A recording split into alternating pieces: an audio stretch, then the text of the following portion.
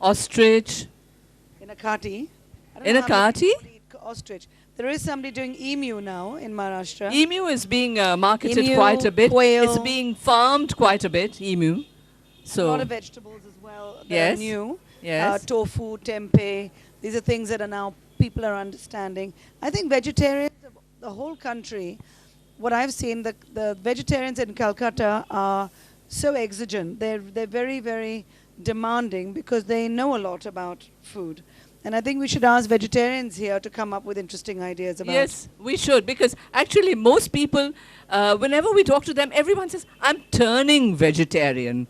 You know, even my hardcore bong friends sometimes say that. I that find usually it means very, fish, I think. That means yes, fish is allowed. I find it very hard to believe that. But then somehow there's more and more and more vegetarian variants, aren't there? You're doing that with the farmers market? We're doing quite a bit. We also have a little bit of non-veg, but I think the variety is both Western vegetables as well as Indian.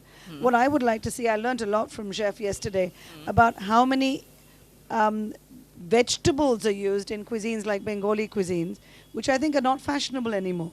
So maybe we can get those vegetables going again. You know, vegetables like sweet potato or like bengan. Bengan, if you say to a lot of Indian households bengan, they get very upset that you're serving bengan. They'd rather serve mushroom, you know. So I think we have to just make those vegetables a little more trendy and acceptable. Absolutely. So what is it that finally binds the whole country? What is this whole thing about the Republic of Food that we're talking about in India? Is it the fact that foods are now traveling all across boundaries, state boundaries? Yes, we will. You know, everybody's eating everything. Everybody's eating food from other states. And then what is it about Indian food that has gone so very international? I think two things about Indian food, yes, which is incredible and which has gone into. One is taste. I think our food is very, very tasty. I mean, there's no doubt about that. And secondly, it's spice. I think unless you know the source of your ingredients and your produce is very good, a chef says, you know, fresh produce. A lot of produce today is not fresh. It comes from supermarkets. And so you need that spice to kind of pep up the product. So taste and spice, I think, are what we can bring to food in the world. Absolutely. I think you have summed it up brilliantly, because everybody here would agree that Indian food is all about taste and spice. The books written on it.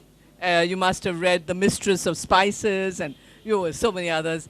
But I think we'd like to open it up to the audience. Mr. Mohan Chandran.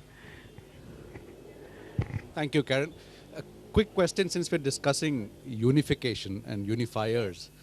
I'm hoping the panel will comment on what, for lack of a better word, loosely is called masalas. I think that's a great unifier across India, in the sense there are other schools of cooking, Italian, Spanish, Oriental even, where they have different methods of blending and combining herbs.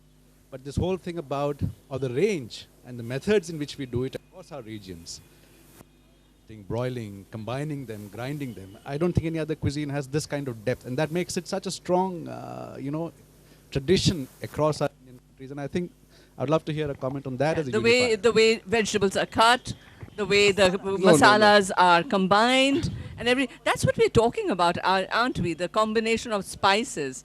It's not a spice. It's not a simple curry anymore. So, yes. I will just comment on what Mr. Mohan Chandran on this. That's, as he rightly said, in international cuisines, it's more of a marinations and the adding of special herbs into the meats and over there. Where the Indian cooking, there are a lot of weight grinding happens, where you need to soak the different spices into the whole spices and or the grains or the seeds, and it has to be soaked and it has to be grind. Now in earlier days we used to have the silbata, which is giving a very fresh kind of a flavor. A lot of people always ask that, doing it in the mixie or doing it in the silbata, but if you really wanted to have that freshness of the curries, as you rightly said, the silbata I still prefer, one of the best ones, the most of traditional ones, or the petal, that hamandasta we call it, mortal pestle, and The textures, some masalas has to be ground refined, some has to be, on a coarse grinding, and each and every stages of over there. Like for example, Bengali mustard, sarso jhaal. Now in the sarso jhaal, there's a saying that, when you are doing it on a silvat, it has to be in one direction. If you do the second directions, it will become bitter. So you need to have those technical knowledges to do it. I think Mr. Mohanchandran brought a beautiful, that concept. In the earlier days, the amount of pain used to take in the kitchen to make those masalas and make those spices ready. And not only the masalas, the pickles and the accompaniments on the worries. We are other day discussing about the worry. Now, worry is such another beautiful thing which can be made and kept ready over there, because earlier there was no fridge. So suddenly someone came, you can make a aloo vadi ka jhal or aloo vadi ka tari. Whatever, you can make it immediately at home if there's nobody out there to help you out. So those dishes are going. If you as a chef, I definitely feel that it's my responsibility to ensure that those traditional recipes are not lost. It's been brought into, and someone internationally, if you really can do this kind of food, I think that will be highly appreciated. It is the freshness, the masalas, as he rightly said, it's a combination of both which unifies India. I must tell you what I saw last week. I was in Bangalore and I went to the food hall. Do you have a food hall here? I don't know whether you have it. No, I think they maybe haven't come to Calcutta. And it was it's about 10,000 square feet in 1MG Road. It's amazing. But what was great to see is, apart from just the cheeses and the cold cuts and all the Western things, they had a whole counter of spices. And they let you grind your own masalas combination, which I thought was brilliant. Haven't seen that anywhere. And they also had another thing, which I thought was great, was paneers with different flavors. So they had paneer with a chili, they had paneer with like a green masala flavor. When I was working with Britannia years ago, when we were looking at what they call innovation, we actually came up with cheese spreads. I mean, they've got some flavors, but I did, I don't know if it ever went to the market, but we did a coriander chutney with the cheese spread with it. So, I think this is happening, but yeah, I think it would be great if it could be bottled. I'd be happy to bottle, masalas of India, because I think this is something which we need. This is the only way we can get it across, because recipes have a limited amount of interest. Who's going to get that in London or forget London, even in Bombay?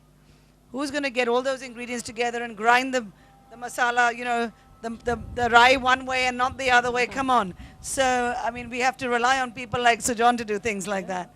But I think if we could get a nice, a mustard, a jhaal or something in a jar, would be terrific. But wouldn't it be difficult to preserve those things? No, you can. That's my job. That's what I do. Because we've often bought stuff in the market and, it's a ginger and garlic combination and they put vinegar in it. And it it's horrible. tastes dreadful. There's ways of preserving it through a process method. Yeah. There you are. So you can try that. You can start that. Some more questions? Any others, or is everybody very, very, very hungry? I just had one question about fusion food.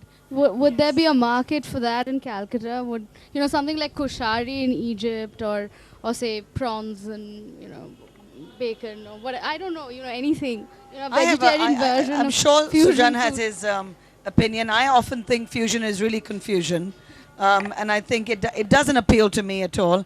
I like the word borrowing. I like it, if you can borrow things from different cultures and put them together. But I think there's a lot of confusion happening.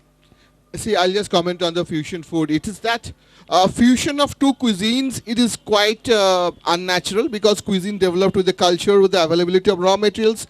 It's linked with the entire society and the civilization of that particular place. You can create fusion dishes. You can create fusion dishes which can be wonderful. You can create chef can create a particular menu which is influenced or fusion between the two food. That can be done beautifully. But fusion cuisine is, I am not agreeing you to that, but it's definitely chef can do a fusion menu or couple of 20-25 dishes and can offer into the guest, which can be marvelous if the chef is very particular. You need to know, when you're doing a fusion of two cuisines, you need to be expert in both the cuisines to understand what can go well with what. Your grammar has to be very, very good. A great chef can only make a fusion food. Otherwise, it will be a disaster. And We have one last question from somebody who's a great chef herself, Iti Mishra. Iti, your question. It's not exactly a question, it's an observation. See, I'm all for unification of India, but food in each state has evolved due to the weather, the local produce, the availability. So I think it would be lethal to have dal makhni on a June afternoon in Calcutta, and equally pointless to have patla mache jhol in Jaipur in winter. So the food of each state is relevant because the weather and the availability. And the other thing is why Bengali food can't be popular nationally is because I think everybody's mother has the best recipe for mache jhol. Yes, that's very well. That's very well put. And on that note, I think we will agree that let us all appreciate the cuisines, the various multi-cuisine facets that we have in our wonderful country. We've got so many, many types of cuisine, and let them all remain in their places, in their time, in their atmosphere, you know, in their climate. Let us go and taste it in those places because everybody loves to travel, and let them get those flavors there. They can also travel to the five-star hotels and also, you know, enjoy it there as well. So on that note, let's conclude this morning session, the Google Brunch, as we call it. And thank you very much, Malavika Banerjee. Congratulations for giving us a wonderful, wonderful Kolkata Literary Meet. It's just the beginning. There's lots more coming up, and I'd like you to come up and say something. Where are you? Malavika has rushed off to the next Malavika venue. has rushed off. So Yagna Seni, Jaggusheni is here to say something. Just to deliver a vote of thanks to all of you for turning up, first of all. To Google and Jhaal Farezi and Madhu Neotia for giving us this wonderful venue. To our sponsors, Tata Steel and British Council. And to Chef Sujan Mukherjee, Taj Bengal, and Karen Anand for agreeing to participate. We had a wonderful time. Please join us for brunch downstairs. And for those interested, there's a book stall.